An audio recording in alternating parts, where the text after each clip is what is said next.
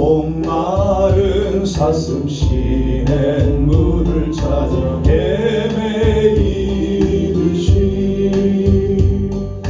내 영혼 주를 찾기에 갈급하나이다. 주님만이 나의 힘, 나의 방패, 나의 장소만, 나의 몸 정성 다 바쳐서 주님 경배합니다.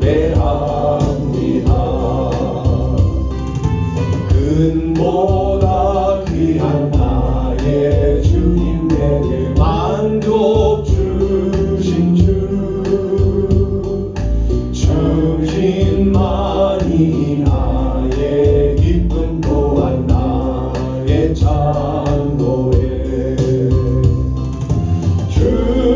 주님만이 나의 힘, 나의 방패, 나의 장소만, 나의 몸 정성 다 바쳐서 주님 경배합니다.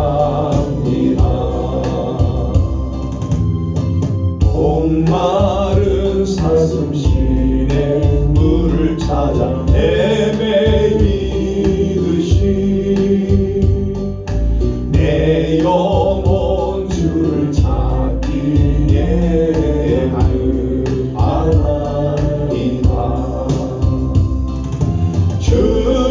주님만이 나의 힘, 나의 방패, 나의 장소만, 나의 몸 정성 다 바쳐서 주님 경배합니다.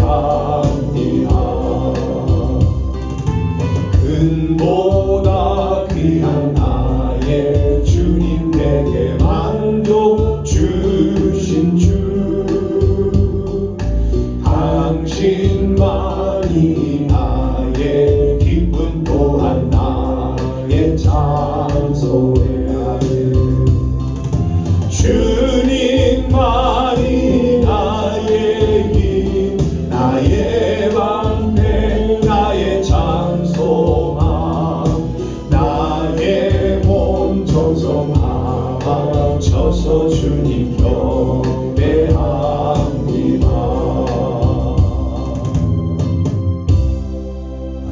은혜 받으실 말씀은 요한복음 8장 21절부터 30절의 말씀입니다.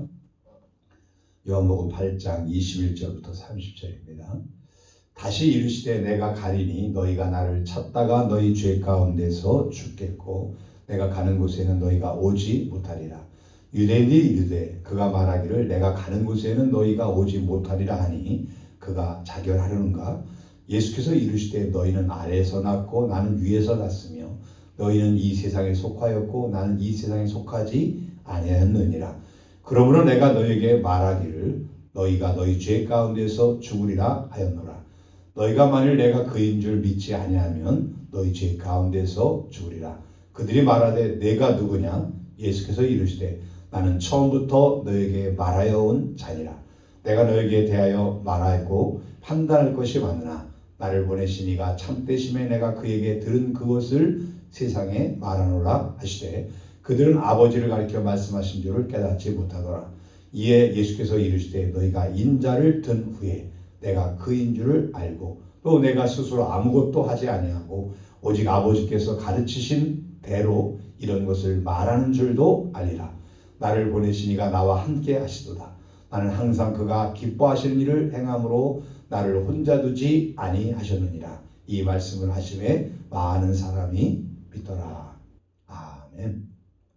자, 예수님이 십자가에 죽기 약 6개월 전 초막절 끝날 큰 날 헌수 의식 때 생수의 강의를 하는 설교를 하셨고 예수님 믿는 사람들도 있었지만 믿지 않는 사람들도 있었습니다.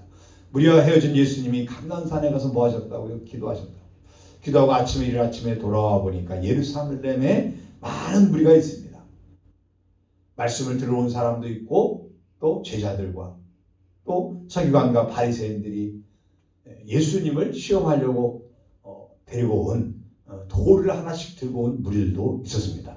그래서 예수님이 오니까 서기관들 바리새인들이 말합니다.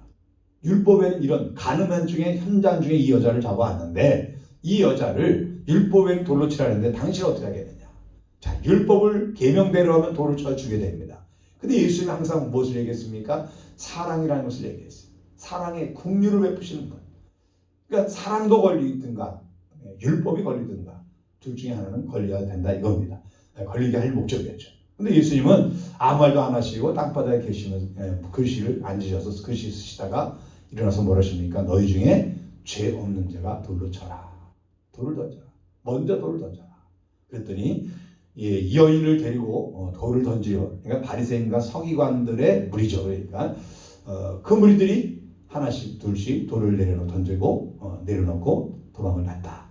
그리고 나중에 아무도 없고 성전에는 이제 예수님과 제자들 그리고 서기관 바리새인들 그리고 예수님 말씀을 들으러 왔던 사람들만 나온다고 했습니다. 그들에게 예수님은 무엇을 말했습니까? 빛이라. 자, 초막절이 끝났기 때문에 이제 거기에 횃불도 없고 그 불이 꺼진 그곳에서 나는 세상의 빛이다. 빛에 속한 사람들, 나를 따른 자는 어둠에 속하지 않는다. 왜 여인이 음란 죄를 짓고 있고 그렇습니까? 어둠에 잡혀 있어서. 왜 서기관 바리새인들이 또 돌을 들고 왔던 사람들이 왜 그렇습니까? 어둠에 잡혀서. 예수님을 죽일 목적, 예수님을 올무에 걸리게 할 목적을 가지고 왔기 때문에 그들 속엔 어둠이 있는 것입니다. 서기관 바리새인들은 완전히 어둠에 사로잡혔기 때문에 그렇게 예수님을 공격해 놓고서도 대연하게 또 거기서 설교를 들으려고 합니다. 자, 그 후에 오늘 28절에 이에 예수께서 이르시되 인자를 든 후에 내가 그인 줄을 알고 또 내가 스스로 아무것도 하지 아니하고 오직 아버지께서 가르치신 대로 이런 것을 말하는 줄도 아니라. 자, 예수님이 누구인지 지금 이 서기관 바리새인들 모릅니다. 그럼 제자들은 알까요? 제자들도 아직 예수님에 대해서 정확히 모릅니다. 어떤 생각을 갖고 있었다고 그랬습니까? 이제 예루살렘에 올라왔으니까 한 자리 할 때가 점점 더 가까워졌다. 이 생각만 갖고 있습니다. 그러니까 어떻게 보면은 제자들이나 그 12 사도나 또 그 서기관 바리새인들이나 뭐 별반 다를 게 없습니다. 조금 더 예수를 알지만 제대로 예수님을 아는 사람은 없습니다. 근데 그들이 언제 예수님을 알게 되느냐? 인자를 든 후에 알게 될 것이다. 12 사도도 예수님이 승천하신 후에야 예수님이 누구인지 정확히 알게 될 것이라고 말씀한 것입니다. 오늘은 인자가 든 후에라는 말씀을 함께 은혜하게 하는데요. 첫째, 예수님은 어땠습니까? 위에서 오셨다. 다시 이르시되 내가 가리니 너희가 나를 찾다가 너희 죄 가운데서 죽겠고 내가 가는 곳에는 너희가 오지 못하리라. 유대인들이 이르되 그가 말하기를 내가 가는 곳에는 너희가 오지 못하리라 하니 그가 자결하느는가. 예수께서 이르시되 너희는 아래서 났고 나는 위에서 났으며 너희는 이 세상에 속하였고 나는 이 세상에 속하지 아니하였느니라. 자, 예수님은 위에서 났다. 3절에 너희는 아래서 났고 나는 위에서 났다. 예수님은 위에서 오셨습니다. 하늘에서 오신 구원자, 그분이 누구냐? 예수님입니다. 출신이 사람은 이 땅이지만 예수님은 어디라고요? 하늘이 출신이야. 하늘나라에서 오셨다. 자, 21절에 내가 가려는, 내가 간다. 그 얘기 뭡니까? 예수님의 본래 초소, 오신 곳으로 다시 가신다는 거예요. 그래서 이에 23절에 나는 위에서 났고 또 26절에 보게 되면은 아버지가 나를 보내셨다. 또 29절에도 나를 보내시니가 나와 함께 하신다. 자, 이 모든 말씀이 다 위에서 오신 예수님. 자, 예수님의 신성에 대해서 말씀하고 있는 것입니다. 예수님의 삶은요, 천상적인 모습입니다. 나는 아버지께 보고 들은 것을 말한다. 하나님께서 주신 것. 본인도 하나님이시지만은 하나님, 삼위일체 하나님과 계실 때 보고 들었던 모든 것들, 알고 계신 그것들을 지금 이 땅에서 너희들에게 말하고 있는 거다.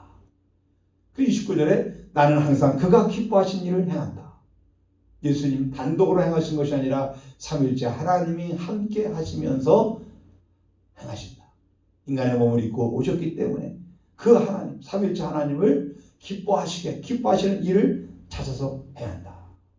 여러분, 우리가 이 세상을 살면서요, 누구를 기쁘게 할 것이냐. 우리는 사람은 나를 위해서 살 수도 있고요, 타인을 위해서 살 수도 있고요, 하나님을 위해서 살 수 있어요. 대부분의 사람들이 나를 위해 살고요, 좀 더 그래도 사람이 괜찮은 사람들이 다른 사람을 위해서 살죠. 타인을 위해서 섬기는 삶을 살아요. 그런데 그보다 더 뛰어난 사람들이 누구냐? 하나님을 위해서 살아요. 하나님을 기쁘게 하는 삶을 살아가요. 여러분은 나를 위한 삶을 삽니까? 타인을 위해 사는 삶을, 타인을 위해서 희생하는 삶을 삽니까? 아니면 하나님을 위해서 살아가고 있습니까? 가장 복된 삶이 하나님께 목적 두고 하나님이 기뻐하시는 삶을 살아가는 것인 줄 믿습니다. 자, 예수님의 말씀과 행동, 교훈들은요, 세속적인 인간의 모습, 이 땅에서 주어진 것이 아니라 위에서 오신 하나님의 모습이다. 이렇게 말씀하고 있습니다. 그러면 예수님 왜 자신이 위에서 왔다는 점을 강조하고 계십니까? 바로 여기에 기독교의 구원의 진리가 있습니다. 위에서 온 자, 즉 하나님만이 인간을 구원할 수 있습니다. 인간 스스로는 인간을 구원할 수 없습니다. 인류는요, 죄로 죽었어요. 또 죽어가고 있어요. 그리고 영원한 죽음을 만들 거예요. 그럼에도 불구하고 자신이 죽어가고 있다는 것을 모르는 것이 인간의 현존하는 모습입니다. 영적으로 어둡기 때문에, 하나님과 단절되어 있기 때문에 영적 세계를 전혀 모릅니다. 영혼은요, 이 물리적인 존재, 또 과학적인 이런 물리학이나 이런 것을 가지고, 유전공학 가지고 알지 못하는 거죠. 영적인 것은 영적인 것으로만 해결됩니다.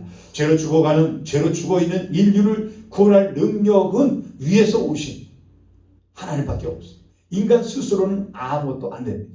석가모니가 훌륭하고 공자가 훌륭하고 마호멧이 훌륭하다 할지라도 그들은 다 뭐예요? 인간이, 죄 갖고 태어난 인간이. 그 죄 때문에 다 죽은 거예요. 좋은 교훈을 남겨서 종교적인 그런 위로를 주게 하기도 하고, 각자 여러 사람들의 사람들 따라서, 성향에 따라서 불교를 통해서 위로를 받기도 하고, 또 모하메스를 통해서 위로를 받기도 하고, 다른 여러 공자의 또 유교 사상을 통해서 이 세상에 살면서 위로를 받기도 합니다. 좋은 기준을 삼고 살아요. 그래서 그건 종교라고 그래요. 종교는 마음을 위로해주는 거니까, 사람을 위로해주고 그런 것이 종교니까. 근데 그들도 다, 공자도 석가모니도 모하메도 마음에 다 뭐예요? 죄 가운데 죽었다는 거죠. 죄 때문에 죽었다는 거예요. 왜? 이 땅에서 태어났기 때문에. 오직 위에서 오신 분은 우리 예수님 한 분밖에 없어요. 그래서 예수님은 보리를 가리켜서 나는 위에서 왔다, 이렇게 말씀하고 있는 것입니다. 자, 예수님은 자신이 천상적인 존재임을 선언합니다. 그래서 28절에 있는 대로 인자가 든 후에는 알게 되리라. 자, 들린다는 말은 뭐예요? 십자가에서 죽는다는 거지. 그리고 나아가서 죽으셨다가 부활하시고 승천하시는 거. 마지막 승천하시고 나서야, 그 예수님이 정말 말씀하신 대로, 평소에 공생의 기간에 말씀하신 대로 정말 하나님이 보낸 메시아, 위에서 태어나신 메시아구나, 이것을 예수님이 승천하시고 난 후에야 알게 된다라고 말씀하고 있는 것입니다. 자, 둘째로 볼 것은요, 사람들은 구원자 예수님을 알아보지 못했습니다. 자, 21절에 보니까 다시 이르시되 내가 가리니 너희가 나를 찾다가 너희 죄 가운데서 죽겠고 내가 가는 곳에는 너희가 오지 못하리라. 너희들은 죄 가운데서 찾다가, 저기서 나를 찾는데 누구예요? 나가 누구예요? 메시아. 너희들이 이렇게 메시아를 찾고 기다리고 있는데 메시아가 나야, 네 앞에 있는 내가 메시아야, 이렇게 얘기하는데도 나를 찾다가 너희 죄 가운데서 죽겠고 내가 가는 곳에 내가 오지 못하리라. 뭐 때문에 못 찾는 거예요? 죄 때문에. 영적으로 죽어 있어서 예수님이 메시아, 그들이 찾고 있고 그들이 늘 말하고 있는 메시아가 앞에 있는 수에도 불구하고 메시아를 알아보지 못해서 죄 가운데서 죽는다. 이렇게 말씀하고 있는 것입니다. 유대인들은요 항상 메시아를 기다렸고 찾아왔었잖아요. 그런데 메시아가 눈앞에 있으면서도 보면서도 여전히 메시아인지를 알지 못합니다. 25절에 그들이 말하되 내가 누구냐? 너 누구야? 지금 너 무슨 말하고 있는 거야? 네가 메시아라고? 내 앞에 있는 네가 메시아라고? 내가 너를 죽이려고 하는데 너를 죽이려고 지금 3년이 넘게 너를 쫓아다니고 너를 지금 조사하고 있는데 너는 메시아가 아니야. 왜 그랬습니까? 갈릴리 나사렛에서 무슨 선한 것이 나와. 메시아는 베들레헴 다윗의 후손으로 태어나. 내가 바로 베들레헴에서 태어났고 내가 다윗의 후손이야. 예수님이 얘기하셔도 여전히 너는 누구냐? 내가 누구냐? 그때 예수님 뭐라고 합니까? 나는 처음부터 너에게 말해온 자리라. 내가 처음부터 말했지. 내가 메시아라고. 그게 뭡니까? 이 바리새인 서기관들은 예수님이 아무 말을 해도 믿어요 안 믿어요? 안 믿기로 작정했다. 생수의 설교를 해도 또 넌 사람의 교훈으로 잘못 가르치지 마. 그러니까 나를 못 알아보는 거야. 내가 세상의 빛이야. 아무리 얘기해도 이들은 못 알아듣습니다. 알아들을 생각이 없습니다. 왜? 마음의 문이 닫혀있기 때문에. 영적 눈이 가려있기 때문에 그렇습니다. 자, 이 사람 과연 누구일까? 엘리야일까? 침례 요한일까? 침례 다시 살아난 것일까? 아니면 귀신들이 낚일까? 예수 너 누구야? 계속 그것만 외칩니다. 여러분은 예수님을 알고 계십니까? 예수님이 누군지 여러분은 알고 계십니까? 아신다면 여러분 복 있는 사람인 줄 믿습니다. 자, 예수 너 누구야? 자, 예수를 믿겠다는 의도보다는 배척하려는 의도가 깔려 있어요. 왜냐하면 예수님 자기들의 잘못을 지적했고요. 자기들이 자기를 따르던 군중들을 뺏어갔고요. 그 인기를 먹고 사는 바리새인들 같은 경우에 서민들의 인기를 먹고 산다고 했잖아요. 그런데 자기들을 따르던 무리들이 지금 예수를 따르고 있다 이거죠. 그러니까 마음이 상한 거죠. 자, 이 모습이 바로 죄로 어두워져 있어서 예수를 거부하는 사람들의 모습. 예수님께서 말씀합니다. 나는 처음부터 너에게 말하온 자다. 내가 누군지 묻는다면 나는 처음부터 내가 말했잖아. 자, 이 처음부터라는 말은요, 요한복음 1장 1절에 태초에라는 말씀과 같은 의미가 있습니다. 예수님은 태초부터 계시고 태초부터 말씀하신 분이에요. 너희가 나에 관하여 묻는다면 나는 태초부터 말해온 자다. 나는 이 땅에 왔어. 그리고 이제는 뭐예요? 떠나간다. 내가 태초부터 말했던 나인데 내가 이 땅에 왔다가 이제 나는 떠나간다. 뭐하고 다 하시고 인간의 죄를 구원하기 위해서 인간을 죄에서 구원하기 위해서 이 땅에 오셨는데 그 사명을 감당하고 이제는 들 것이다. 올라갈 것이다. 다시 왔대로 오신 목적대로 십자가에서 대속해서 죽으시고 부활 승천할 거다. 이렇게 말씀하고 계신 것입니다. 자, 유대인들의 입장에서 보면요, 눈앞에 보이는 그 메시아는 이제 떠나버린 거예요. 찾아도 찾을 수가 없어요. 왜? 자기들이 그렇게 몇백 년간 기다려온 그 예수가 메시아가 왔는데 그 메시아가 올라간단 말이죠. 그러면 이 사람들은 아무리 찾아도 메시아 더 이상 찾을 수가 없는 겁니다. 지금까지도 메시아를 기다리는 사람들이 있잖아요. 지금까지도. 지금 유대인들, 즉 이스라엘 사람들 중에 예수 믿는 사람은 있습니다. 그런데 아직도 이 율법 구약의 메시아, 물론 로마서에 있는 대로 예수님이 이방인의 수가 차기까지 뭐 한다 그랬어요? 이스라엘 사람들에게 눈이 가려져서 예수를 믿지 않는다고 그랬어요. 그 말씀대로 지금까지도 이스라엘 사람 아직도 율법을 믿고 있습니다. 예수님 가지고 뭐하고 있어요? 장사하고 있어요. 예수님이 태어난 장소, 승천 십자가 죽으신 장소, 부활을 승천한 장소 다 꾸며놓고 돈벌이라고 있어요. 돈벌이. 설명을 합니다. 그러나 믿지는 않습니다. 그게 얼마나 큰 그들의 불행입니까? 저주입니까? 예수를 소개하면서 장소를 만들고 또 교회들을 만들어주고 근데 믿지 않아. 메시아를 믿지 않습니다. 뭐 하는 겁니까? 돈벌이. 돈. 사람들은 지금 어떤 처지에 있습니까? 21절과 24절에 보면은 내가 가리니 너희가 나를 찾다가 죄 가운데서 죽겠고, 또 24절에도 너희 죄 가운데서 죽으리라. 사람은 어떻다고요? 죄 가운데서. 자, 죄 가운데서 단수역이.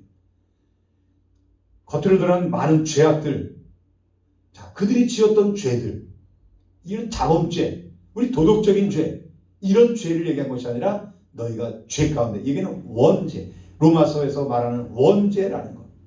하나님 마음에 두기를 싫어하는 그 원죄, 하나님 두기를 믿지 않는 그 원죄, 아담과 하와가 지었던 그 원죄 때문에 죽겠고, 이 말씀을 하신 것입니다. 우리가 죄 가운데 죽는 말은 이 하나님의 정죄한, 한 번 태어난 것은 다, 모든 사람이 태어난 사람들은 다 죽는다. 이 말씀을 그대로 말하고 있는 겁니다. 죄 가운데서 죽는다. 다 죽는다. 근데 뭐 가운데? 죄 가운데 죽는다. 자, 세상은요, 마귀의 지배를 받고 있어요. 그래서 그 마귀의 이 지배 때문에 사람들은 예수님을 아주 계속 눈을 가리니까 다른 이상한 종교들을 자꾸 만들어서 사람을 현혹시켜서 진리이신 이 복음이 왔음에도 불구하고 계속해서 사단은요, 사람들의 눈을 현혹시키고 미혹시키고, 그래서 예수님을 알아보지 못하게, 예수님을 믿지 못하게, 계속 죄 가운데 살다가 결국 지옥 형벌에 들어가게끔 만들고 있습니다. 사람들은 죄 가운데 살다가 영원히 죽어야 될 그런 존재들입니다. 자, 세 번째로 24절에 보니까 그러므로 내가 너희에게 말하기를 너희 죄 가운데서 죽으려 하였노라. 너희가 만일 내가 그인 줄을 믿지 아니하면 너희 죄 가운데서 죽으리라. 자, 예수를 믿지 않으면 죄 가운데 죽는다. 다른 말은 뭐합니까? 세 번째로는 예수를 믿으면 구원을 받는다. 죄 가운데 죽는 것, 육신의 죽음뿐만 아니라 영적인 죽음을 죄 때문에 죽는데 예수를 믿으면 너는 구원을 받는다. 이렇게 말씀하고 있습니다. 여기서 두 가지 강조점이 있는데, 하나는 뭐냐면 오직 예수를 구주로 인정하라는 말입니다. 24절이나 28절에 내가 그인 줄을 알리라. 24절에 내가 그인 줄 알리라 그랬고, 28절에도 인자가 든 후에 내가 그인 줄을 알리라. 자, 예수님이 누군 줄 알라. 내가 그인 줄 알리라. 나를 강조해. 내가 메시아인 줄을 너희가 알리라. 내가 곧 길이요 진리요 생명이요, 예수밖에 없는, 나밖에 없는 빛이라는 것을 내가 죽은 후에야 알리라. 예수를 알게 된다. 또 한 가지 뭐냐면 내가 예수께 내 자신을 전적으로 맡겨야 된다. 예수를 믿기 위해서 어떻게 하라고요? 나를 전적으로 주님께 맡겨야 돼요. 죽음 후의 일을 우리는 잘 모르잖아요. 예수를 천국에 올라가시면 이 제자들은 봤지만 우리는 못 봤잖아요.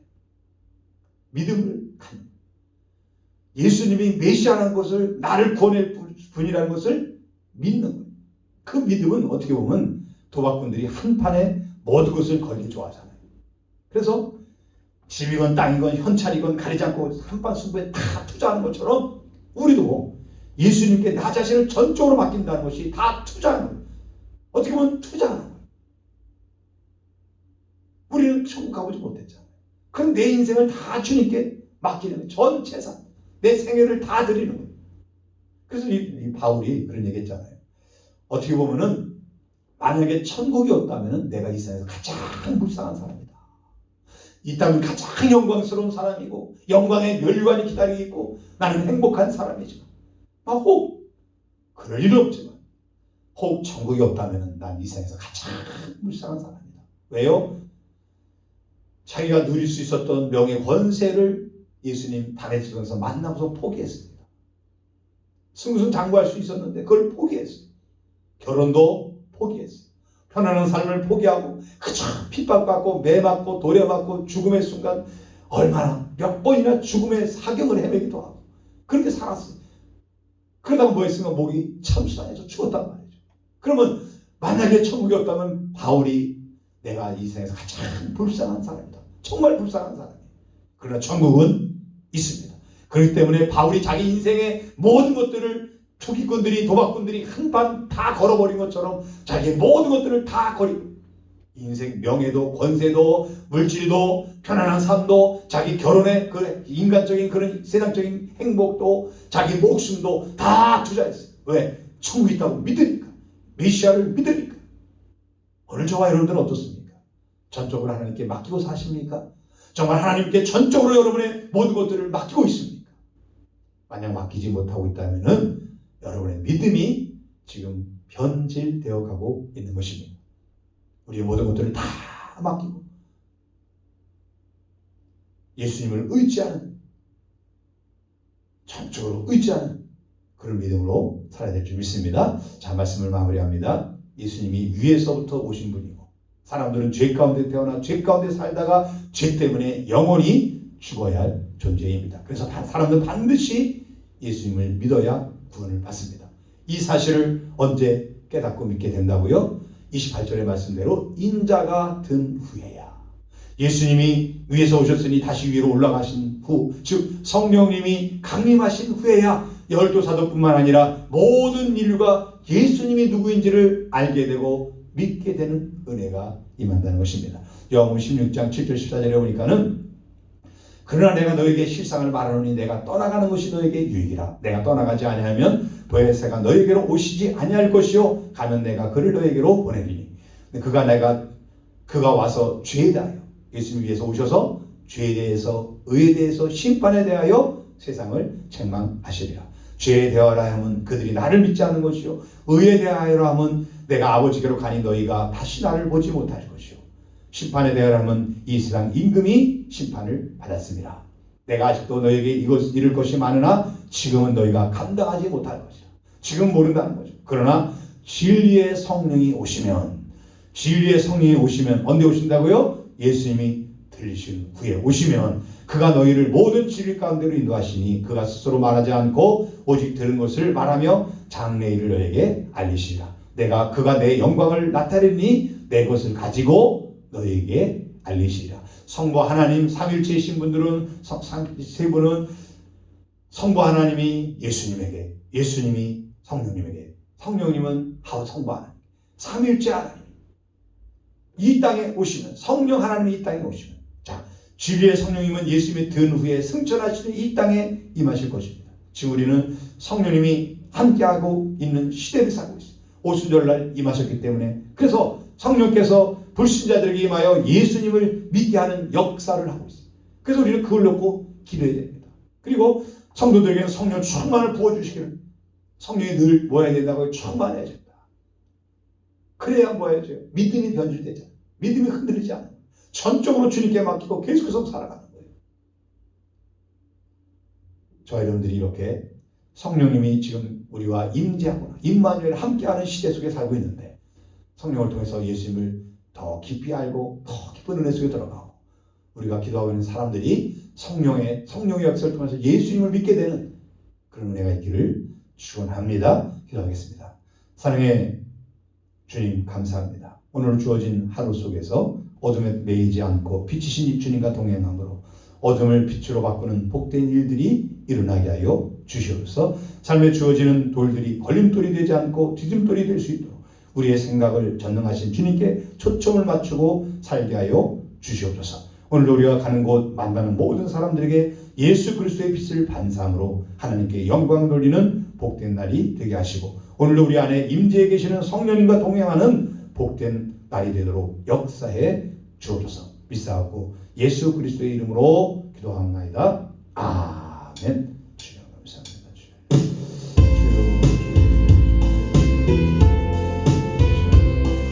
아버지,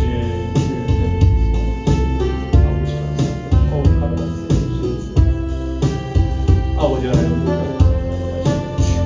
죄 가운데 태어나 죄 가운데 살다가 죄 가운데 죽어들고 하나님 인자 같은 주님의 승천하신 오 하나님 성령이 임재하셔서 오늘 우리를 깨닫게 해주시고 오늘 함께해 주시고 도와주시는 은혜를 경험하게 하시니 감사합니다. 하나님 성령 충만하지 않으면 다시 죄 가운데 살아가는 지난 것을 헛된 것들을 쫓아 사는 인생으로 살아갈 수밖에 없습니다.